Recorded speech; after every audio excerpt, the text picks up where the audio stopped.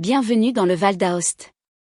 Partons ensemble à la découverte de cette région montagneuse, située à l'extrême nord-ouest de l'Italie, au cœur des Alpes. Commençons notre voyage sur la route vers la ville d'Aoste et les vallées de l'est de la région. Les vallées affluentes de l'est du Val d'Aoste ont le plus souffert de l'industrie du ski, car elles sont les plus faciles d'accès depuis Turin et Milan et donc les plus fréquentées. Cependant, les randonnées sont nombreuses ici, et les alpinistes expérimentés peuvent être attirés par le défi de l'ascension du Mont Rose et du Cervin depuis Val Tournanche. Pour tous les visiteurs, dans la vallée principale d'Aoste, vous trouverez l'un des châteaux les plus intéressants de la région, Fénis. Val Tournanche et le Cervin. La Val Tournanche, dominée par le Cervin, 4478 mètres, à l'extrémité nord et par la ville de Châtillon à l'extrémité sud, devrait être l'une des vallées de montagne les plus spectaculaires d'Italie. Malheureusement, les principales villes sont surdéveloppées et les travaux hydroélectriques gâchent les panoramas. La station de ski internationale de Breuil-Servignat est une station fonctionnelle et moderne, et même le Cervin est une petite déception, avec des foules de skieurs qui font que son glacier est sale pendant une grande partie de l'année. Cela dit, ce sont tout de même les Alpes dans toute leur grandeur. Si vous ne poursuivez pas votre route vers les autres vallées plus à l'ouest, vous aurez tout de même ici un bon aperçu de l'architecture des chalets et des prairies fleuries, tout droit sortis de Heidi. Breuil-Servignat et le Cervin. Breuil-Servignat a été l'une des premières stations de ski d'Italie, construite dans les années d'avant-guerre dans le cadre de l'effort de Mussolini pour une nation saine. À son apogée, les remontées mécaniques, qui montaient jusqu'à 3500 mètres, battaient tous les records, et ses grands hôtels lui assuraient de recevoir les riches d'Europe. Aujourd'hui, les riches sont installés dans des bâtiments modernes à l'extérieur de la station, laissant les rues de la ville aux hordes de touristes attirés par un vaste domaine skiable offrant de nombreuses pistes faciles. Si vous voulez escalader le mont Cervin, vous devriez sérieusement envisager de l'aborder depuis Zermatt en Suisse, la route italienne est en effet strictement réservée aux experts. Nus et le Castello di Fénis. Plus haut dans la vallée principale de Châtillon et surplombé par un château en ruine, le joli petit village de Nus constitue un bon point de départ pour le Castello di Fénis, situé à 2 km. Adossé à des collines boisées et encerclé par 2 rangées de murs à tourelles, le château est un amas féerique de tours ornées d'arcades festonnées. Ses défenses étaient avant tout esthétiques, le véritable travail de protection de la vallée étant laissé aux forteresses moins jolies de Nus et de Car. Pendant ce temps, la branche de Fénis des comtes de Châlans s'est concentrée sur l'amélioration de leur quartier d'habitation avec de belles fresques gothiques, la meilleure d'entre elles se trouvant dans la cour, au-dessus de l'escalier double qui mène aux étages supérieurs. Un Saint-Georges courtois y sauve une demoiselle en détresse des griffes d'un formidable dragon, surplombé par une tribu de saints protecteurs, brandissant des leçons de morale sur des parchemins. Aoste et ses environs. Aosta, l'attrayante capitale des vallées montagneuses de la province du Val d'Aoste, est une base idéale pour explorer le nord-ouest de la région. Entourée par les Alpes, l'attrait principal de la ville est sa position, avec un accès aux belles vallées du Parco Nazionale del Gran Paradiso, aux stations de ski du Mont Blanc et à une multitude de châteaux. Fondée par les Romains en 25 avant Jésus-Christ, Aoste était avant tout un camp militaire impérial, dont les vestiges sont visibles dans les vastes ruines de quelques tours et murs de la ville. Les vestiges de l'Aoste médiévale prédominent, ses rues étroites et pavées et les hautes montagnes environnantes donnant à l'endroit un air très alpin. La grande et élégante Piazza Chanou, et ses cafés en terrasse, forment le centre de la ville, d'où partent vers l'est la Via Porta Pretoria et la Via Sant'Anselmo, les principales rues pour faire du lèche-vitrine et observer les gens. Au centre, la Porta Pretoria est l'une des curiosités les plus impressionnantes, 2 portes parallèles à triple arche qui servaient d'entrée principale dans la ville romaine. Au nord de la porte se trouve le Teatro Romano. Il en reste une section élégante de la façade à 4 étages, haute de 22 mètres et percée de fenêtres en arc. Des indices suggèrent que ce théâtre romain était l'un des rares à être couvert à l'origine. À quelques pas à l'est d'ici, à l'extérieur des murs de la ville principale sur la Via Sant'Anselmo, l'église de Sant'Orso abrite un certain nombre de fresques du Xe siècle derrière sa façade terne. Elles sont cachées dans le toit où vous pouvez les examiner de près depuis des passerelles spécialement aménagées. Dans le chœur se trouvent des stalles du XVe siècle, sculptées d'une ménagerie de saints hommes et d'animaux, allant des chauves-souris et des singes à un moine tonsuré. Les chapiteaux des cloîtres romans présentent des sculptures encore plus belles, principalement des scènes de l'histoire du Christ. À l'extrémité de la Via Sant'Anselmo, l'Arco di Augusto a été érigé en 25 avant Jésus-Christ en l'honneur de l'empereur Auguste, qui a donné à la ville le nom d'Augusta Praetoria, Aoste étant une corruption d'Augusta. L'arc est un monument solide et digne.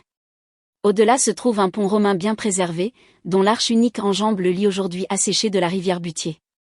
De l'autre côté de la ville, le Foro Romano sur la Piazza Giovanni XXIII est maintenant représenté principalement par un passage voûté, Cryptoporticus, construit sous l'ère du Forum. De telles constructions étaient assez courantes dans les forums romains, servant probablement de passage protégé.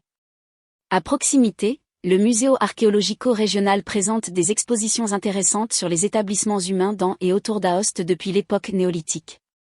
On y trouve notamment des objets de la tribu celtique des Salacies, qui ont fini par être vendus comme esclaves par les Romains.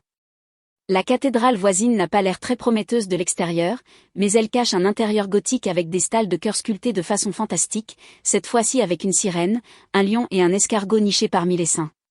Comme Sant'Orso, elle possède d'impressionnantes fresques du Xe siècle cachées dans le toit, sauvées pour la postérité par l'abaissement du plafond au XIVe siècle, vous pouvez les voir lors d'une visite guidée.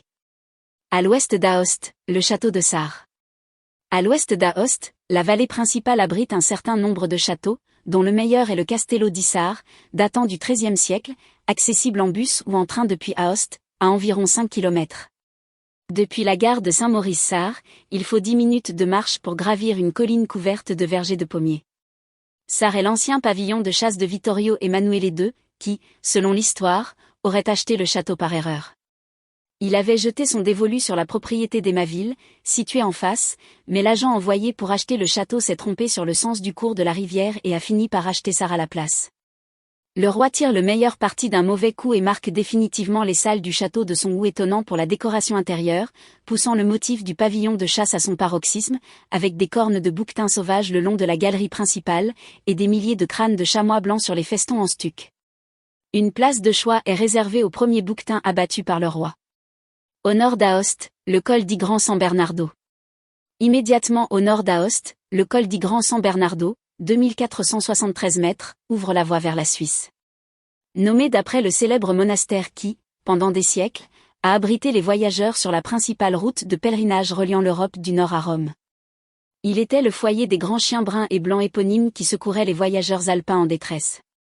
L'histoire du col est bien documentée dans le musée situé dans l'hospice du monastère, mais vous aurez besoin de votre passeport pour le visiter, car il se trouve juste de l'autre côté de la frontière, en Suisse.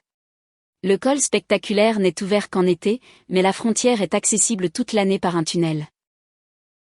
Le parc national du Grand Paradis.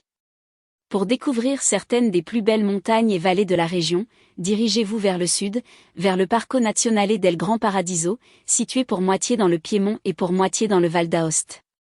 Ce premier parc national d'Italie s'étend autour des vallées situées au pied du Monte Gran Paradiso, qui culmine à 4061 mètres. Les trois vallées du parc, Cogne, Val Savaranche et Val d'Irem, sont populaires, mais le développement touristique a été prudent et bien organisé.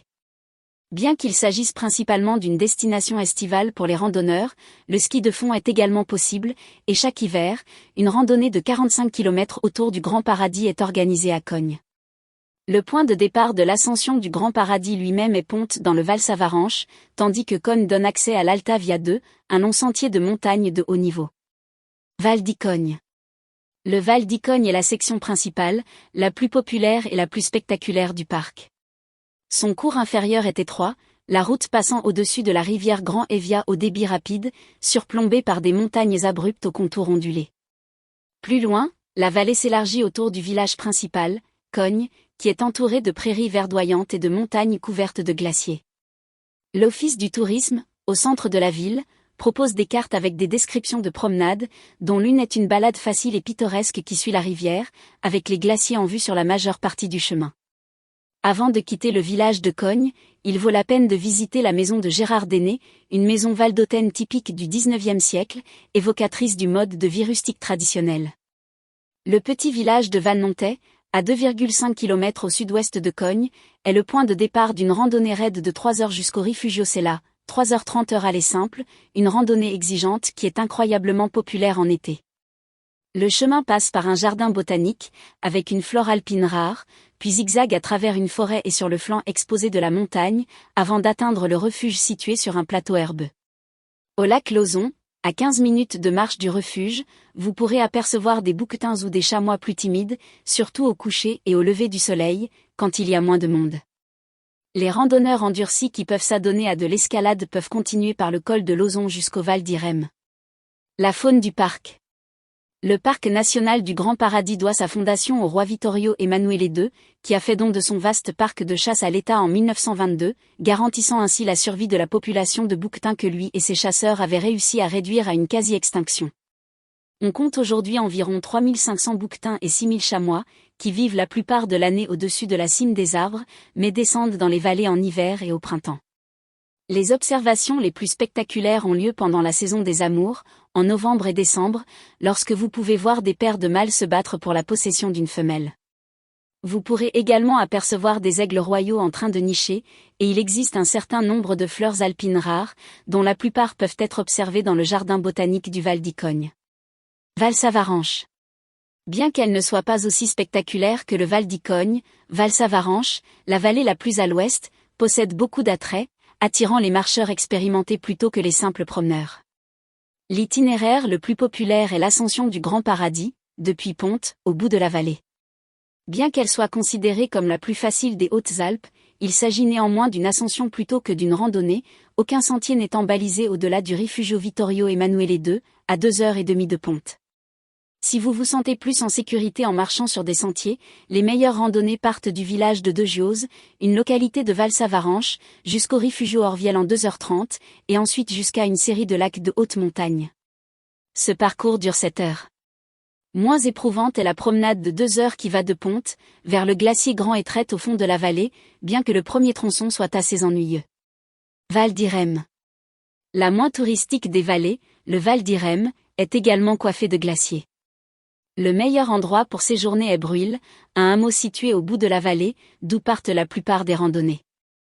Un sentier assez facile longe la rivière jusqu'à une cascade, la Cascata di Goletta, la plus spectaculaire après la fonte des neiges au printemps, et de là, on peut continuer jusqu'au lac de montagne de Goletta et au Rifugio Gian Federico Benevolo, en profitant de quelques vues splendides en chemin.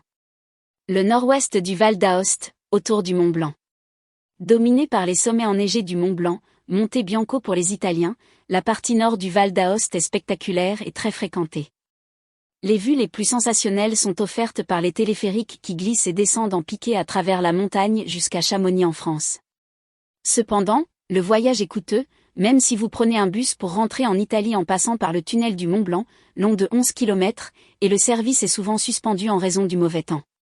Si le téléphérique vous semble trop cher, vous pouvez marcher jusqu'à la Testa d'Arpi, un balcon naturel offrant une vue à vol d'oiseau sur la vallée du Mont Blanc, depuis la station tentaculaire de la Tuile, sur la route du col frontalier du Petit Saint-Bernard. Courmayeur et le Mont Blanc. Courmayeur est la plus chic et la plus populaire des stations de ski du Val d'Aoste, très fréquentée en hiver. Le ski est bon, bien qu'il n'y ait pas grand-chose pour les experts, et le paysage est magnifique, mais, comme on pouvait s'y attendre, ce qui reste du vieux village est enchevêtré dans un réseau d'ersatz de chalets alpins et de lieux d'après-ski.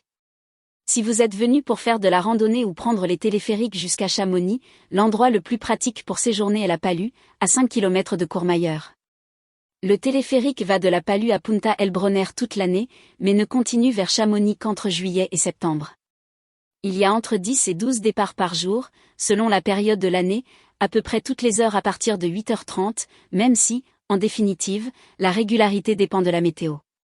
Pour être sûr d'avoir une bonne vue, vous devrez partir tôt, car le temps est généralement nuageux à la mi-journée. Même s'il fait une chaleur torride dans la vallée, la température descend jusqu'à 0 degré au sommet, mieux vaut être prévenu. Il y a de bonnes promenades le long des deux vallées au pied des glaciers du Mont Blanc, qui ont toutes deux des campings saisonniers accessibles en bus depuis Courmayeur. Le Val Ferret, à l'ouest, est l'option la plus intéressante. C'est ici que nous arrivons à la fin de notre balade dans la région italienne du Val d'Aoste. J'espère que cela vous a plu. Abonnez-vous à la chaîne pour ne manquer aucun voyage et n'hésitez pas à consulter les playlists dédiées à chaque pays. Si vous le souhaitez, vous pouvez également commenter et liker le podcast. À très bientôt, ciao.